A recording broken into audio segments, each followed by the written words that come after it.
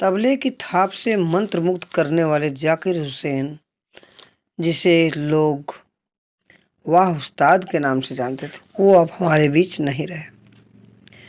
बहुत ही दिल दहला लेने वाली, बहुत ही दुखद घटना है, लेकिन सच्चाई यही है कि अमेरिका में सैन फ्रांसिस्को के अस्पताल में जाकिर हुसैन ने ली अपनी अंतिम सांस।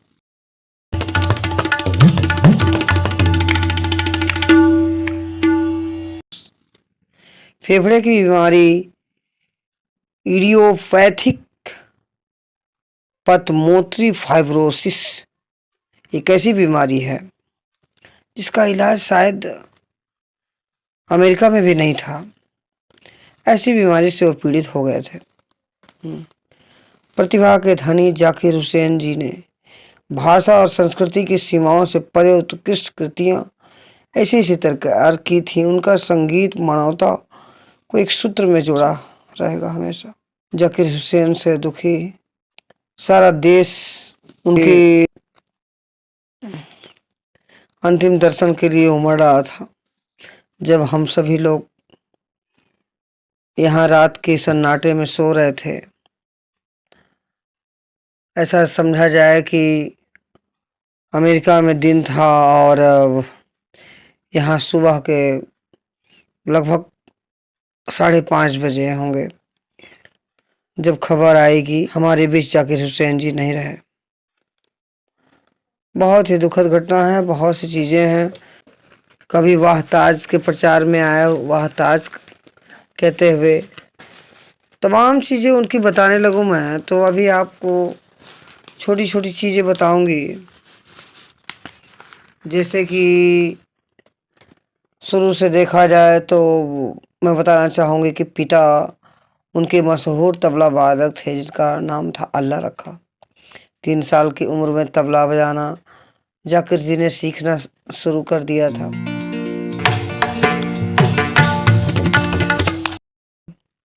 केवल 7 वर्ष की उम्र में उन्होंने पहला परफॉर्म किया था। साथ ही साथ दुनिया में लहराया भारतीय शास्त्रीय संगीत का अपना परचम था उनका। यहाँ तक कि व्हाइट हाउस में कंसर्ट में आमंत्रित होने वाले पहले ऐसे भारतीय थे जाकिर हुसैन जी। हेलो राम राम प्रणाम, कैसे हैं? उम्मीद है सभी लोग स्वस्थ होंगे, मस्त होंगे। तो मैं बता रही थी जाकिर हुसैन के बारे में कि जाकिर हुसैन जी बहुत ही बड़े तबला वादक, अपनी छोटी सी उम्र में ही लगभग 3 साल की उम्र, जो अभी बताया हमने, उन्होंने अपने पिता को ही गुरु बना के और तबला इतने बड़े ज्ञानी हो गए कि जिसका कहना ही क्या।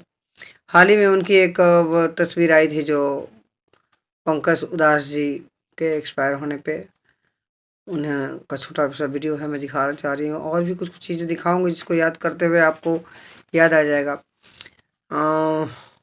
सारांश में छोटी चीज़ें बताऊँ आपको।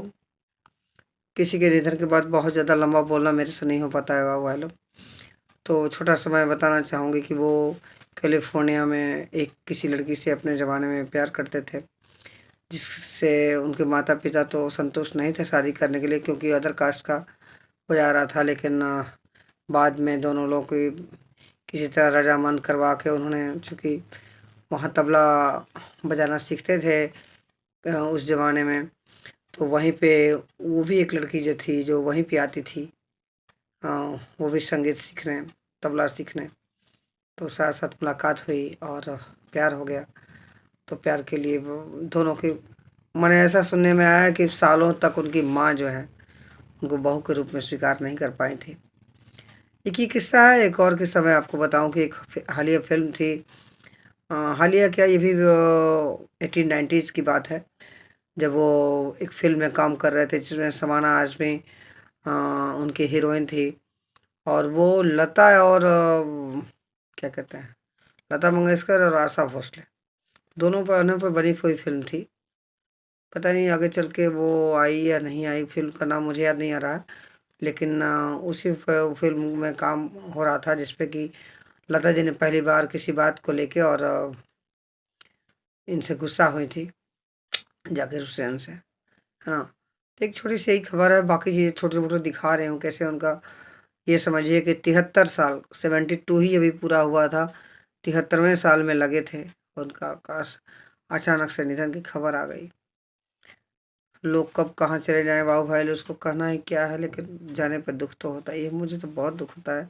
हाल ही में अभी श्रद्धा सिन्हा का आप लोगों ने मेरा वीडियो देखा होगा, और भी वीडियो में देखा ही होगा आप लोगों ने। और तब तक अभी बीच में मैं गाँव पे गई थी, व्यस्त रही। थोड़ा-सा बीच में तबीयत भी खराब हो गई थी, इसलिए मैं अपना क्या ही बयान करूँ। अभी थोड़ा-सा फुर्सत का क्षण निकाली हूँ, तो न्यूज़ वालों से, पेपर वालों से मुझे खबर आई कि अरे! ये अचानक से ये चले गए। खबर तो 15 दिसंबर की है, लेकिन जैसा कि आप समझ सकते हैं कि थोड़ी-सी तबीयत की वजह से मैं नहीं बता पाई थी। आज भेज रही हूँ वो खबर। ठीक है, तो देखिए पूरी चीज़ें दिखाती हूँ। चलिए बने रहिए और उनकी आत्मा की शांति के लिए भगवान से हम लोग प्रार्थना करें कि भगवान उनको अपने चरणों में स्थान दे और उनके परिवार को इस दुखद घड़ी में से लड़ने की हिम्मत दे। उनकी 2 बेटियां हैं और बीवी अभी हैं विदेश में ही, कैलिफोर्निया में है लोग। ठीक है, तो चलिए देखिए कुछ दिखाते हूँ। ठीक है, चलिए। जाते जाते मैं आपको जाकिर हुसैन के बारे में कुछ एक ख़ास बताना चाहूँगी, जिसमें प्रमुख बात ये थी कि कई फिल्मों में उन्होंने काम भी किया था, जिनमें कुछ प्रमुख फिल्मों का नाम देखा जाए तो एक था ब्रिटिश फिल्म जो कि हिट एंड डस्ट नाम करके था। एक बॉलीवुड फिल्म में भी उन्होंने काम किया था। सबसे हालिया फिल्म देखा जाए तो मंकी मैन इसी साल अप्रैल में उनकी आई थी, यानी कि 2024 में ही आई थी। और पुरस्कारों से सम्मानित उनका जानना चाहेंगे यदि, तो पद्म विभूषण पुरस्कार उनको मिला 2023 में। पद्मश्री भूषण एक और मिला, 2002 में भी मिला था। पद्मश्री अवार्ड 1998 यानी 1988 में उन्होंने पाया। ग्रैमी अवार्ड पाए थे जिसमें 5, जिनमें से एक 3 इसी साल मिला उन्हें।